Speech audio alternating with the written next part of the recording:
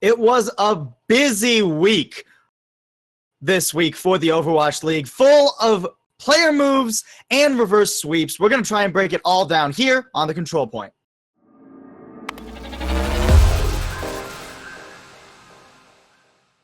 Welcome back, everybody, to the Control Point for Week 13 of the Overwatch League. It's possible, once again, with Kenobi and LaFawn, and oh boy, we got a lot to cover news-wise from this past week of Overwatch. After that, we'll break down the highlights of the Week 13 matches and then speculate on some of the hopefully more fun matches going into Week 14. First, LaFawn, we got to address the elephant in the room, or rather the elephant that left the room. Sinatraa leaving the San Francisco Shock and Overwatch entirely to pursue a career in Valorant with Sentinels. I mean, that's it kind of sucks if you're an Overwatch fan. I think it sucks if you're a San Francisco Shock fan, and it sucks if you're just a long time, Overwatch Esports fan. He's been a huge name since all the way back in Selfless, so he's been around for a while. But I think you also got to give him credit and say good luck in Valorant, and hope he just continues to pop off. Yeah, definitely wishing him all the best. And I saw it was weird on Twitter. There was kind of like a differentiation of opinion, like, oh, this isn't that big of a deal, and this is like, he's done everything in Overwatch League, which I really don't agree with. I think that that's not really how you should be looking at this. This is an MVP level player from last season leaving the game to go to a different game that's not even that, like, at the time he left, competitive wasn't even out. So like that, it's a unfortunate situation. I don't think there's any way to like look at it in terms of just like, oh, he's done everything. Like, that's not how you should look at it. It's a sad day for Overwatch League, but like LaFawn mentioned, good luck to him in Valorant. I hope he does well. He's given a lot to this game so far, and I think we have nothing but good memories from him. Didn't have a super hot debut today, getting eliminated in the T1 tournament, but it's very new into the Valorant esports scene. I'm sure he can turn it around alongside the rest of that Sentinels team. We got to move on, though, because we have so much news to cover. Next up on the docket, Kenobi changes to the hero pools system. Yes. Now on ladder, hero pools will only be implemented for Masters level and up players, and all that data is getting pulled from Overwatch League, not the fan base playing on at home. Yeah, LaFawn, LaFawn's giving it the bless up sign right now. I mean, definitely this is a phenomenal change for hero pools. Now, I think after this, just like make everything 2 weeks, and then we're like in the perfect, I think, scenario for hero pools. But this is like a really, really good step in the right direction. I think having it hero pools only on Masters Plus is a really good change for the people who are like the more casual players who are in like the lower like plat and gold. They don't have to really worry about not having the ability to play their character for that week that they're going to be banned in OWL. And then pulling the data only from OWL matches is phenomenal as well, because that means that characters that are like more troublesome in Overwatch League, like Mei, for example. Mei doesn't get a lot of play in lower ranks, but like in OWL, she's played a lot, and that means she's going to be at a higher chance of getting banned. So I think across the board, really good changes and a really good step in the right direction for hero pools. Well, and I love the change to where it's just Masters Plus, right? Because that's where we see the actual like quote unquote meta per week actually defined in ladder. If I'm going home and I'm playing, my plat games or my gold games or wherever I've ended up this season, I don't even remember. Nobody's playing the most effective strategy. I'm lucky if we have healers that actually look the right direction. So I think that's definitely a good change, LaFawn. I'm a little bit mixed on it, because having half your player base split is always rough. You don't want to, this is something the developers have said for a long time. They want the game to be the same, at least in its general setup, no matter where you are on the ladder. But I think this is probably the best compromise they can go for with hero pools. And so, yeah, I'm cautiously going to say, sure, I really see their thought process here. It's tough, but I agree. Again, I think the one thing that we're echoing is the fact that it's OWL data is very, very good. You can't have it any other way. And so I think this is the best of a bad system. And as Kenobi said, 2 weeks, I think is probably the next thing that if that happened, I would have very few complaints left with the hero pool system. Well, and you mentioned the devs. Let's move on, LaFawn, and talk about more communication that we actually got from the development team, not only at Overwatch, but just Blizzard and Overwatch League all piled together. We got a, quote, message to our fans from all the people behind the Overwatch League. There's been some mixed opinions about this pseudo press statement. What are your thoughts, LaFawn? I mean, that's what it is. It's a press statement. It's a PR statement in its entirety. There's nothing wrong with that necessarily. That's what they're there for. They're there to give a sanitized look into your day-to-day operations for your community. That's what it's there for. So that the fact that people are complaining it's a PR statement, I think, is a little bit over the top. I'm not going to take anything there at face value, though, because until there's concrete action, it's tough to really get any sort of long-term meaning from that. That being said, we have the Fran Community Cup happening right now, actually, and already there's been changes where there's advertising in the Blizzard launcher. There's been multiple Overwatch League teams retweeting and sort of broadcasting that fact. So the Play Overwatch Twitter account also interacted with the tournament. So across the board, there seems to, at least this early on, be a step in the right direction. So very, very cautiously optimistic.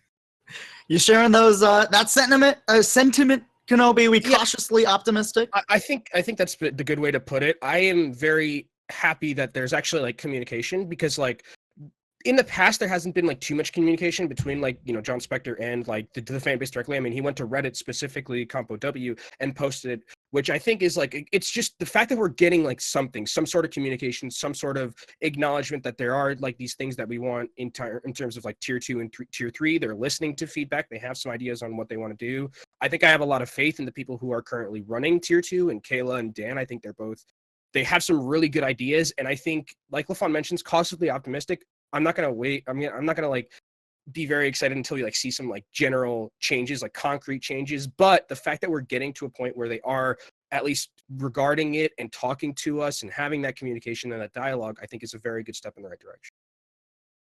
Well, a step in the wrong direction for one of the Overwatch League teams came this weekend, as they have started to fall apart at the seams. We're talking, of course, about the Vancouver Titans.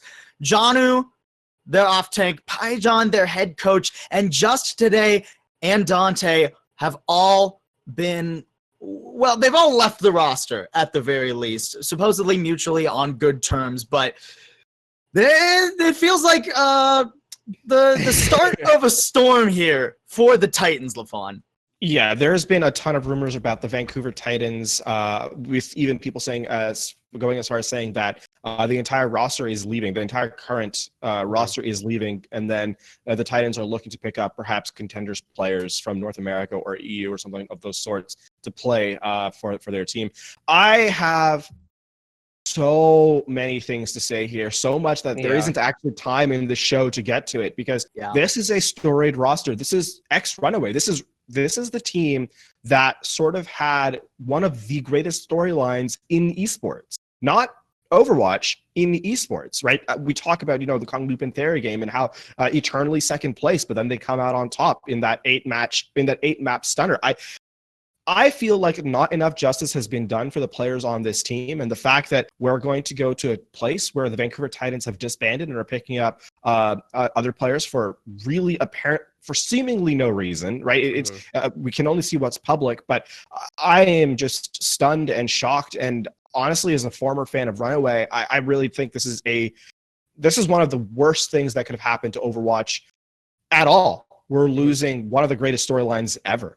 I think it's just, like LaFon is mentioning, it's sad that Sinatraa leaving. It's sad that like this team is kind of just dying at this point. Like this Runaway core that like kind of just took everyone by storm.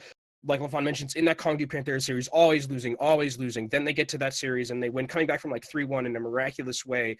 And it's interesting as well, like even last year, the rivalry between them and Shock, Sinatraa himself said the best moment that he had in Overwatch League wasn't winning at the end. It was winning in stage 2 in probably the best series of Overwatch I think we've ever seen, was that 4-2 San Francisco Shock victory in that stage 2. Phenomenal. San Francisco Shock, I think it was also, Yiska said this, they don't get to the level that they were at unless the Titans are there to rival them, right? There is no San Francisco Shock without the Titans last season. And it's very sad that we go from this Runaway squad that kind of feels like they're a giant family and they have like all this like really good chemistry between them, to a team that is just like being pulled apart by like the corporate way of Overwatch League, when like when they were allegedly, right? But it's like more now, it's like they just are falling apart at the seams, and it's very sad for a team that we kind of always thought would be together for at least longer than one season. Like we thought that this was going to be a team that was going to be along for the ride. Now they're just going to be all going to different places. Well, speaking of teams that don't have players along for the ride, let's move on to the Toronto Defiant. We've had so many roster moves this week, and Toronto gave us just a couple more, with Kellex retiring and Kruise coming in from the Paris Eternal to take his spot on the Canadian roster. This is just an interesting thing. Kellex does not really give much more details beyond the fact that he is retiring from the Overwatch League. He's very happy with what he accomplished with the teams that he played for, and so on his retirement, we wish him the best again. Right? We have nothing but the best to say for these players that leave to do other things. We don't know what his next steps will be, but for the moment, he is of course done with the Overwatch League. Kruise comes into play, and I think Kruise has been a long-standing name in Overwatch. Going all the way back to Reunited.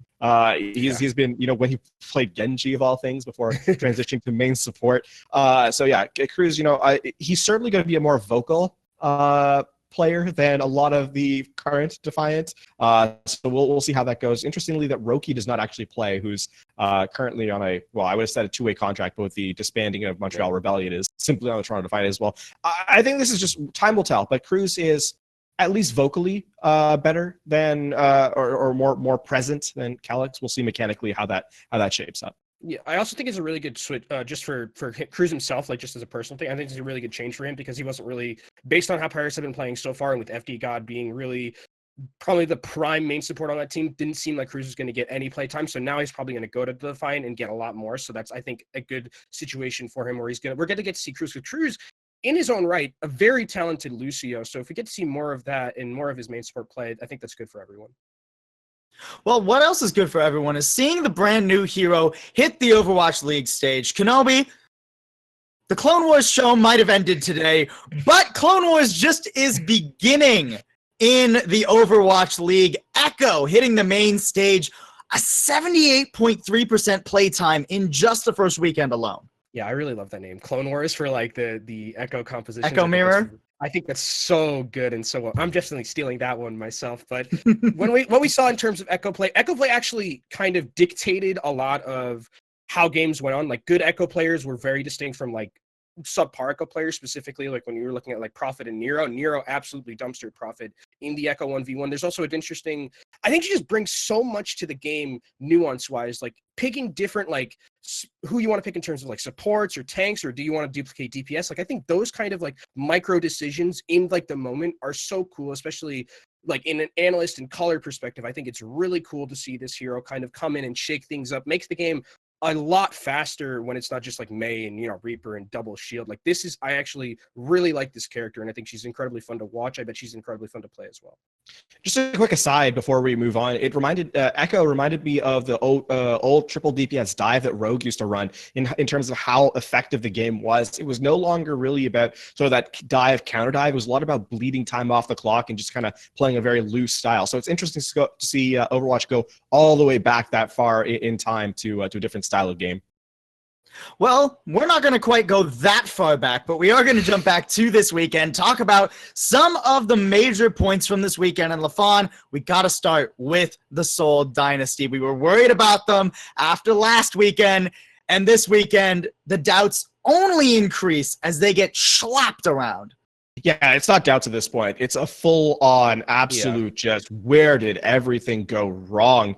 This is a team that came into the season. They picked up Prophet, they picked up Gesture, they picked up Bitosin, and I'll be honest with you, I don't know where they were this weekend. If you had told me that someone else was playing on their accounts, I'd have said, sure, that could make sense, because they just were not effective in their gameplay at all. Prophet looked completely lost, and Bitosin was outperformed by his main support in a lot of the, even I would say, damage aspects of things at times. So that's a little bit of hyperbole, but I think this is a Seoul team that, ironically, the fact that they took a 3-0 against Spark and then got 0-3'd by Spark is actually somewhat reminiscent of last season, where Spark were so slow to get up to meta, the meta composition to perform. I feel like Seoul is in that position now, and so this is a team that really has no identity. They have no real understanding of what they want to accomplish, and it's showing. Prophet just looked completely lost on the Echo, dominated by everyone who played it, in all honesty. Well, and do we think this is a slow start for this team, or are we sounding the funeral bells? Are we breaking out that new meme with the funeral dance? Yeah, exactly. The casket. I don't know, because I think they do have some style when it comes to like they want to play like the Sigma Rhine or like Orisa or like Winston Rhine, where they have like the double main tank setup, right? Where I think you Right. can actually like, if the meta is dictated by that, where you can put Marvel on Sigma, who is a very good Sigma in his own right, and you can put Gesture on like Orisa or Rhine, or Winston rather, I think that actually works out pretty well for them stylistically. But this weekend, a lot of the things that the other teams did was they was forcing Marvel off the Sigma and trying to put him on something like the Diva, where he's not good at Diva. He's just not an off-tank player, straight up. And you kind of have to roll that dice and be like, okay, if we're going to play Diva, we're not going to be as strong as we are for playing Sigma. So if he's in the roster and we have to be forced to Diva, we're just going to look weaker. So they do have like, I think they have some sort of style, but they just don't have the ability to play towards it in the current. I think I'm actually just going to go ahead and say sound the funeral bells, because there's a couple of things. I don't think Seoul is, down and out completely, but I think the problem that I'm seeing is a very, very weak roster in terms of its flexibility. I'm seeing a roster that is incoherent. They take a lot of plays that just don't make sense. Even when Michelle showed up and played Diva, did not look good. And then we saw Creative come in. Also, it was just all over the place. Uncoordinated, I think, is like the baseline. It's just like, it doesn't look good. Yeah. It feels like Seoul is trying to out mechanics teams, and honestly, it's 2020. It's not going to happen. You got to have a coherent game plan, and Seoul simply doesn't. Well, you know what is going to happen in 2020? Reverse Sweep City happened this past weekend. We had 2 reverse sweeps and one nearly a third as Philly shut that down from Paris. But let's start at the beginning. Shanghai come in. They start off down against the New York Excelsior, but ultimately, Kenobi, they do bring it back. They did. It was really shaky in the first 2 maps from Shanghai. There was like some weird miscommunication. I think Lip had a pretty bad first 2 maps in general. And then once they got to halftime and they adjusted their playstyle around Lip looked a lot better than he did. I still think he didn't look at like the level that I think he is, where he's like one of these like best players in the league, but I think he looked better. And then for New York Excel, this is like one of those things where you could like visibly see tilt, I'm pretty sure, with this team. And they do have some like big characters on their team. Who Are You specifically is one of those people that we know. And the interesting thing about New York Excel, they're not playing Libero on Echo unless it's like Control, which I don't understand, because Libero is a player who we always tout as being like good at everything. Echo is a character who can literally be anything else in the game. So why is Libero not playing that character? I don't really understand why Who Are You is being picked above him.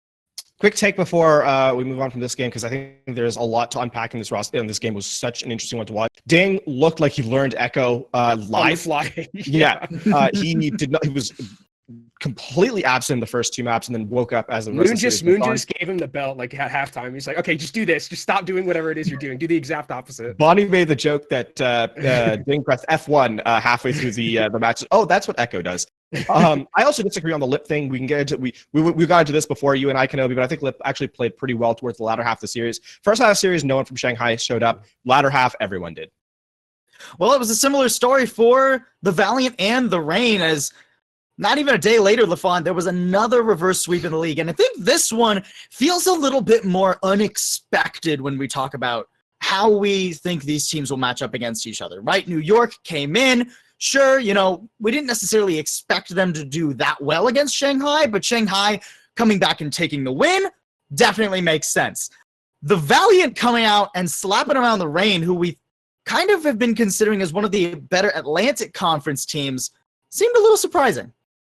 This is a team that doesn't have an identity either. This is a thing that when we talk about all the top tier teams, it's always because they know what they want to accomplish and they go out and get it. The Valiant, for all the jokes that have been thrown their way, that have been made at their expense, knows what they want to do. Mm-hmm. They are a team that has bought into a program, and it shows. They are coherent. Atlanta, I'm seeing a bunch of players put in for seemingly no reason, and it really doesn't have any. It shows in the final product. Sharp is playing Echo, even though he's a hit scan player, which is fine in and of itself. But then, Edison and Urster sometimes come in, and sometimes we saw Baby. I mean, not this week, but in general, there is no coherence with the game plan. There is no real rhyme or reason for these players to play, and as a result, it's really easy to break down their team and just take out moments and maps, which ends up giving you wins eventually. So again, for Atlanta, it's the same question as Seoul. Why are we seeing a team without a game plan show up every week?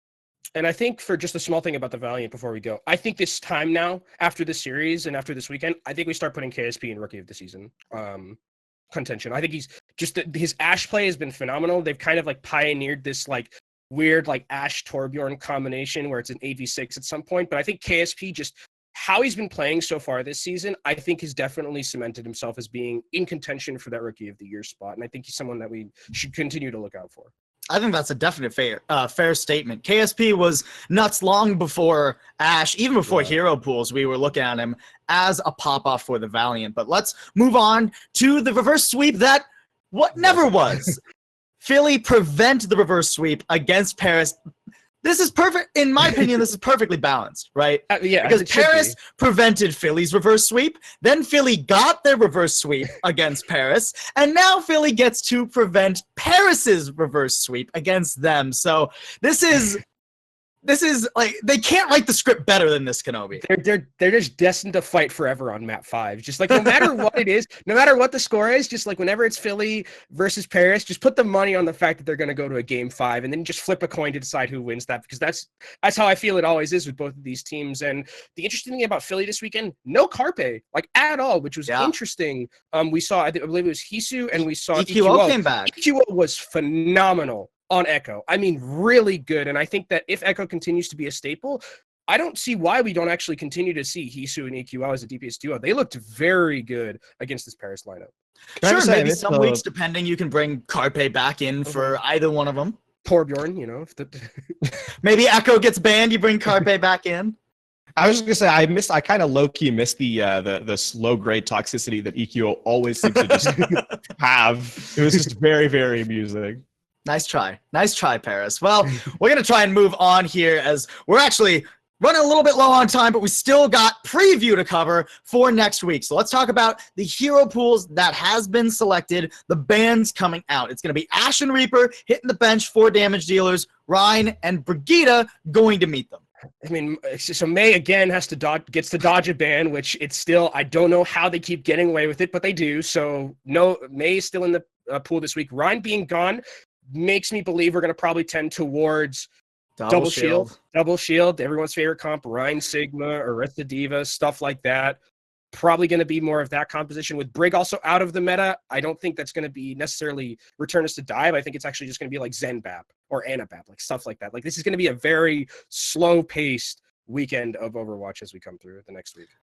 Well, hopefully we get some fast-paced games at the very least, and we're going to get some interesting storylines as we come back into this next week, and both London and Vancouver hit the league for the first time in weeks. Yeah. And both of them, okay, even putting aside Vancouver's turbulence, let's say, both of them are massive question marks just because of how long it's been since they last played.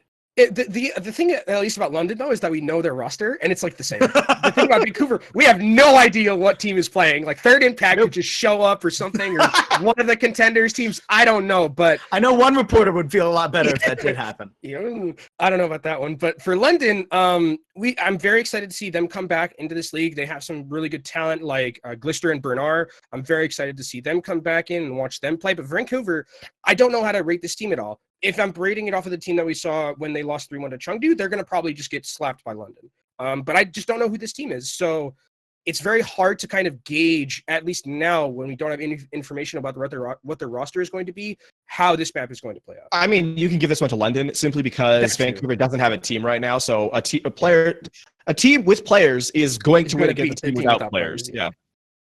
Well, I mean, they're not playing each other. Allegedly without players, by the way. Thankfully, they're not playing each other, guys.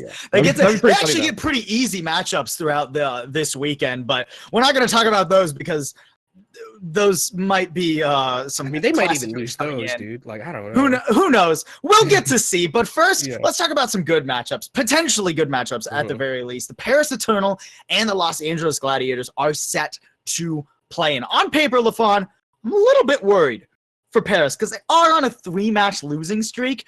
But in all fairness, 2 of those matches were to Philly Fusion, who are at the top of the league right now. So how are we rating these 2 against each other? How? This is a good question. I think if you're Paris, you're probably walking into this just looking to keep your own game because you're kind of wishing that you were, even though you're in the Atlantic, you didn't get to beat up on the easy teams of the Justice and the Boston Uprising. You had to play Philly, three Unlucky. times. Three times. Yeah. So, three of those, two of those losses are just and you went to 5 maps both times. So I think if you're Paris, you just come into this as you take this game seriously, but you're not too worried about it. Gladiators should probably pay a lot of attention because I think we may have slightly overrated the Gladiators coming into this. I think they're a mid-table team, but can they really get to that next echelon? I currently have Paris above them, so you got to give the edge to Paris here, I think. Yeah, I think Paris gets the edge, but I think it's going to be interesting because I think Gladiators are very meta dependent. Where like if the meta falls into their lap, like if you can let Mirror like play Doom, I think Doom metas are very good for the Gladiators. I think also things with like Diva, if you can put space on like Diva, his Sigma's like okay, it's not like the greatest in the league, but I think it's fine. It's suitable. So I think it depends on like what the meta is we're going to be seeing in this next week, depending on how close this will get. Well, one match that might be close, it's a little hard to tell, is going to be the Dallas Fuel versus the Philly Fusion. At the very least, this is going to burn pretty hard coming into this match. That was really bad reach for a joke. Wow, I'm disappointed in myself for that one. But Dallas have been on a burner of a streak right now. They look strong, but LaFon, Philly are just God tier. Do we really think that the Fuel might be able to punch at their level? Well, I've been the resident Dallas Fuel apologist on this show this year. I was saying they were going to be good before people were like, no, they're going to be garbage. And I was like, no, they're going to do okay. I think this is probably the first match where I'm more on the pessimistic side. I think Dallas probably has has a loss here for sure, especially how they performed in their last couple of matches, specifically against Houston, which I think was a bigger marker match than their most recent one against the Justice. If I'm remembering that correctly, that game was a bit of a stomp, so it kind of blurs together. Sorry, that was a joke at Justice's expense. But I think Philly has definitely the advantage here. Dallas is this is the same way that they played against the Shock. Can they perform? Can they come out swinging? And if yes, then we get again talk about Dallas Fuel trending towards the top. But right now, I kind of have them trending downwards a little bit, especially after their last 2 matches. It'll be a sick DPS matchup though. Doha and Dave versus like Hisu, EQO, Carpe, like whoever they want to bring out. Nuts DPS. Small aside. No. Small aside. No, Chipsa will not be playing. Small aside. This is 2 of the players coming out of Korean contenders who are very highly touted. Doha and Hisu possibly matching up again. So another huge storyline there.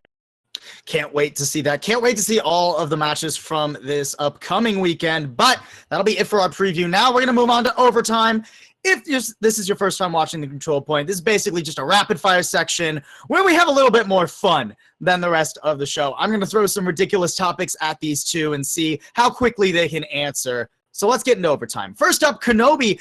Envy may be gone, but their players live on as Team Doge in Contenders Trials, and now Contenders proper, as they actually won NA Trials this past week. They won NA Trials, and they're actually in the current Friend Community Cup that's going on right now. They're in the semifinals doing pretty well, so very happy that this team has stayed together because they were very good, and I think they can definitely make some noise going into the future Contenders weeks.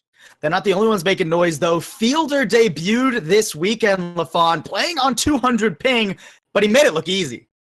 Not only did you make it look easy, at times you looked like the best player on the field. Out of all 12 players, he looked like the best player. So, keep an eye out on this guy. He's been, ex-GC Busan Wave. You gotta, whenever a team comes from GC Busan, you gotta say, or a player comes from GC Busan, okay, something's about this player. And Fielder already showing why.